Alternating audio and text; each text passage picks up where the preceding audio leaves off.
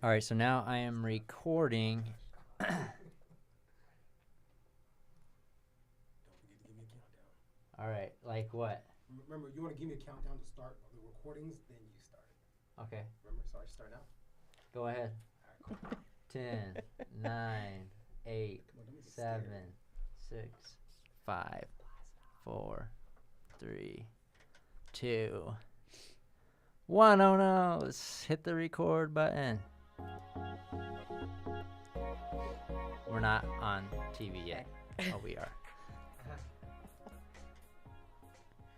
Hey guys, Jordan Nielsen here, and today is the first episode of Real Estate Rising Stars, and today we have Katie Hernandez as a guest. But on this show, we interview newer real estate agents, people that have recently come out of real estate school, just to see what they're doing to find success. Let me put this away. What they're doing to find success in real estate. So welcome to the show, Katie. Thank you. Thank you for having me. So let's start from the beginning. So what interested you in becoming a real estate agent? Well, several things. So real estate's been a part of my family for a long time. My dad's been in real estate for about 16 years, and he really loves what he does. So I've always had a passion for it. But with the career I had, I never really planned on leaving. I'd been there almost 10 years, so it didn't really become a reality to me until recently. So with the passion I had for real estate and my husband working with the real estate media and marketing company, I decided, you know what, there's no better time than now to rip off the Band-Aid and give it a shot. Yeah, it's definitely not easy. Me and Katie go back a little ways. She was actually my assistant manager at Wells Fargo probably, how long ago? 6, 7 years ago? Maybe even longer. Dang. It was about 7, yeah. Time goes by really fast. But yeah, I remember when I made the transition. Once you're in corporate America for a very long time, it is really hard to transition out to a 100% commission style job versus getting the exact identical paycheck where you can kind of balance your life and stuff. So congratulations on having the audacity to make the plunge. It by far was the hardest decision I've ever made in my life, but the most rewarding as time goes on. So at the beginning, it's tough. So that's where you're at. You're at the beginning, Exactly. Katie. All right. So I've seen some of your marketing pieces. You're 4th gen Katie. So you've been pretty much. There's been a lot of real estate agents in your family from the past. So talk to us a little bit about that. Okay, so yes, I created 4th Gen Katie as my email address, my website. I'm just using that to kind of get it out there that real estate has been in my family. So as I mentioned, my dad's been in real estate for 16 years now. His mom, so my grandma, and then my mom's mom, my Nana, they were both in real estate too. So they did it here in Arizona, and my grandma was a realtor in California as well. And then my great-grandfather was a realtor and broker of his own company in Southern California. So we go back 4 generations, which is pretty exciting that I'm here today. Wow, awesome. So you are a new real estate agent, but you've been around real estate for a very long time.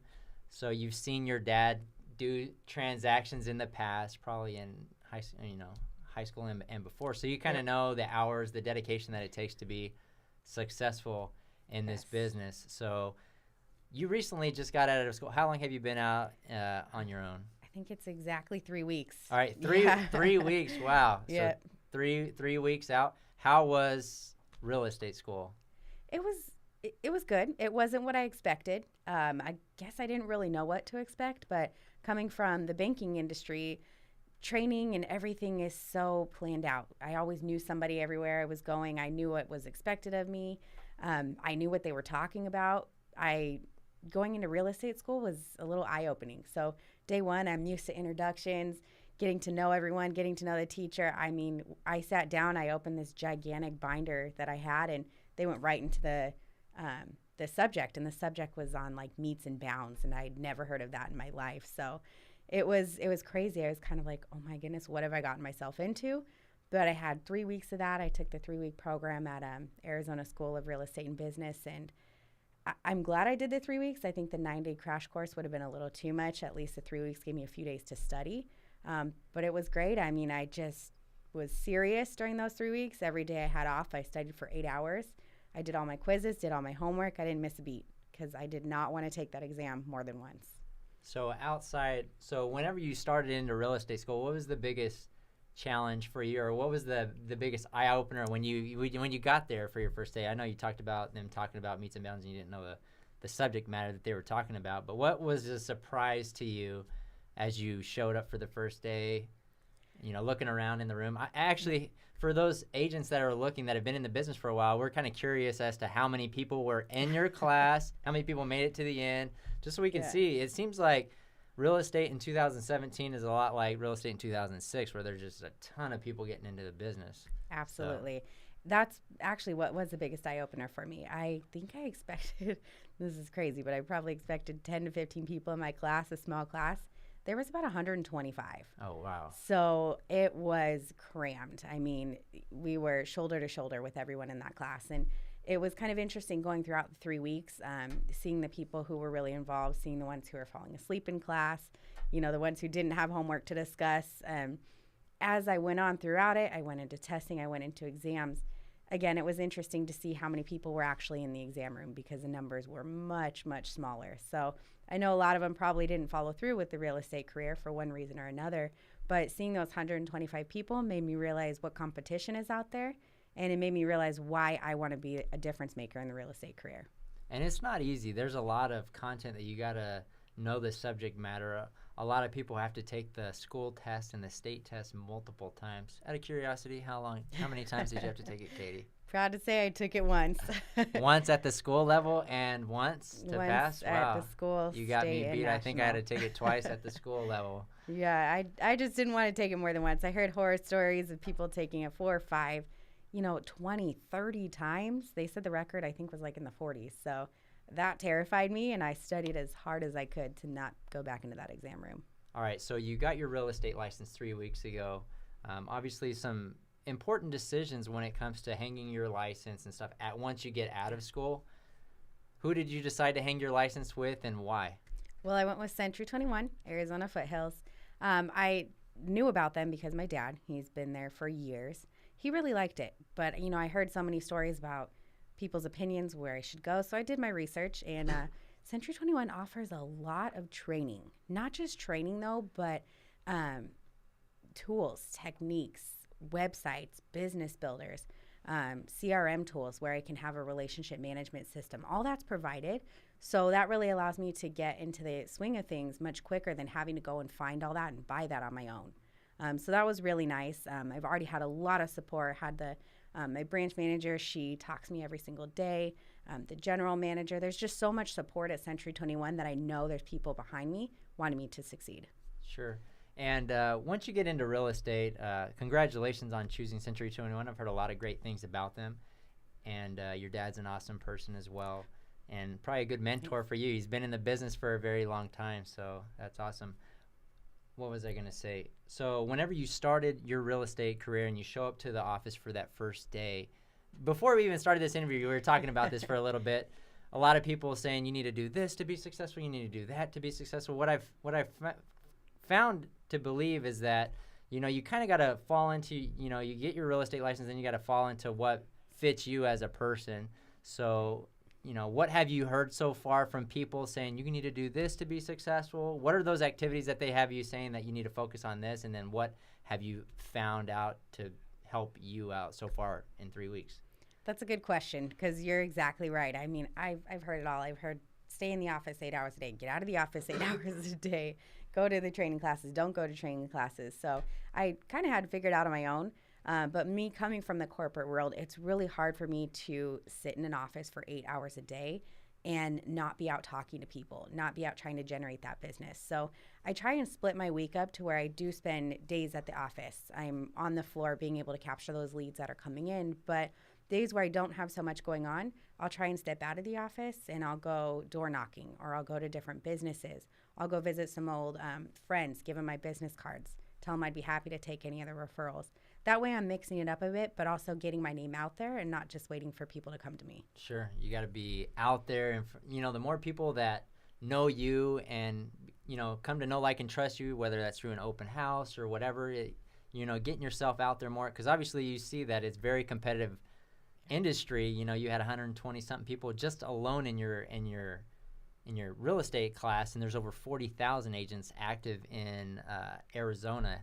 So Awesome. What was there was another question I was going to ask you, Katie. So, I was going to say this. You recently started doing open houses. Was this your first open house this last weekend? It was last Sunday, so yesterday. Yeah. So tell us about your experience at an open house. What were some of your key takeaways? What were you expecting? How many people came in? How was it overall?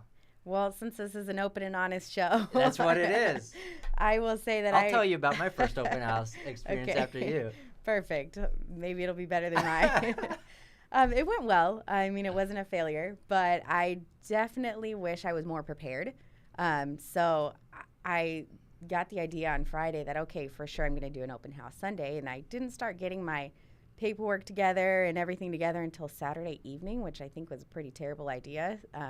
Because I had some mishaps with the lending flyers I was going to give out. The numbers were wrong. I couldn't get them to print right. So I had a few items to take in with me. My dad definitely helped me out, get some folders ready. So when those interested individuals came without a realtor, I was able to give them my information. But I wish I would have had more. So when that first client walked in the door, it was about 5 minutes after I placed the sign. I was kind of caught off guard. I'm like, oh, crap, I have real people here. So, I let them take a tour of the house, and they came to talk to me. They didn't have a real estate agent. So I gave him my information, and, they walked out the door. But after they left, I'm like, what the heck was I thinking? I should have had more of a conversation. I should have, engaged a little bit more. But I was just so excited and nervous that as soon as they had my folder in the door, I waved goodbye. So that's awesome. Yeah. You had somebody walk in 5 minutes before, after you opened the open house. That wasn't quite my experience. But how many people actually showed up to your, overall, Well, if you count them in groups, it was 4 groups. So I did a 3-hour open house, just over 1 an hour. But the groups came with 3 individuals each. So it was like a couple and a friend usually. But good conversations. I think that was more than my first one. So congratulations, Katie. Thank you. You had more success at yours than I had at mine. Good to know. Doing my first open house, I didn't realize, how much preparation goes into it, how to get people to drive traffic to it. There's services out there like open house helpers that put out a bunch of open house signs out there on the street. There's kind of a lot of things that you can do to drive more traffic to your open house. But I had none of that. I just showed up. I had a table, maybe some balloons and a tent out front, just the normal stuff, maybe 3 or 4 signs. Yeah. And I think I had a total of 3 people that came through in an afternoon. So, okay. And I think one of them was a lender friend. So it was like, the expectation, like you're just going to have an open house and a lot of people are just going to show up is kind of outdated. I think you have to really prepare if you want to have a really successful open house. I would agree. I had a couple of people that, I didn't start posting it. I think it was Friday evening, and a couple of people responded Sunday afternoon. They're like, oh, I wish I would have known sooner. I wish I would have pre-planned to come visit or tell my friends. I'm like, well, I guess that's kind of my fault. I could have, started a week early, letting people know that I'd be there on Sunday. Great. So, open house, getting your feet wet. We know that most of the time an open house is there to generate leads for a real estate agent to introduce yourself. It's very unlikely. It does happen that a house is sold during an open house, but it's mostly for real estate agents. So that's a great activity for you to be focused on. I've heard a lot of successful agents that do these mega open houses and have a lot of success in open houses. So during the week, what are you doing currently to drive business and be known as that real estate agent for your friends, family, or acquaintances or people out in local businesses? One of the biggest things I've started doing, and I started this as the moment I got my license, is letting my friends and family know. And I actually just went to a Brian Buffini event last week, which there was some great information in there, and they really talked about your sphere of influence and letting your friends, family, old coworkers, anyone you come in contact with know that you're in the real estate business. So I've been sending out Facebook messages, been sending out some text messages, connecting with people one-on-one. I have a few luncheons planned this week, just to get my name out there and to let people know that I'm here to support them.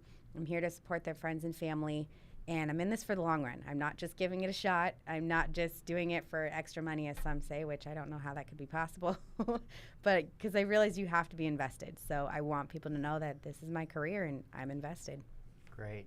Well, thank you for joining us on this episode of Rising Stars, Katie. We appreciate it. I'll throw out a little plug for Katie. Katie's an awesome person. I worked with her for almost a year, I believe, out in Ahwatukee at Wells Fargo, and she's somebody that you can rely on. That's always going to give you, be honesty, because the worst thing is, as a real estate agent, when you get into these transactions where the other side is just completely disengaged, and I know for a fact you're not going to get that when you hire Katie. So thanks for coming on the show. Thank you, Jordan. We appreciate your time. Thank you.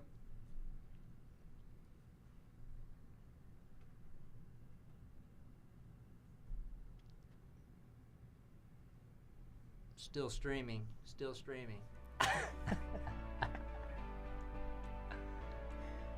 What is wrong with my computer? Jeez. Still streaming.